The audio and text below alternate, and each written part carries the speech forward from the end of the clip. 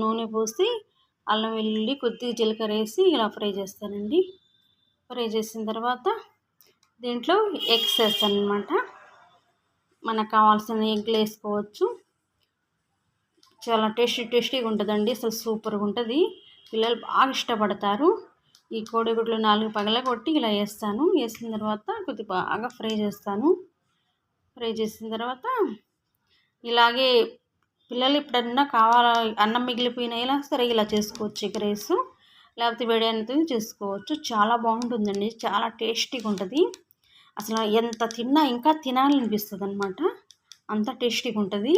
కొద్దిగా నిమ్మకాయ పిండుకొని తింటే అసలు సూపర్ అండి, సూపర్. అసలు బిర్యానీ అయినా పక్కన పెట్టచ్చు, కానీ అంత టేస్టీగా ఉంటుంది ఇది ఎగ్ రైస్. ఎగ్ రైస్ అసలు వదలబుద్ధి కాదు. చాలా బాగుంటుంది. సూపర్గా ఉంటుంది. కొద్దిగా ఇలా ఎగ్ ఫ్రై చేసుకున్న తర్వాత పుదీనా, కొత్తిమీర, టమాటా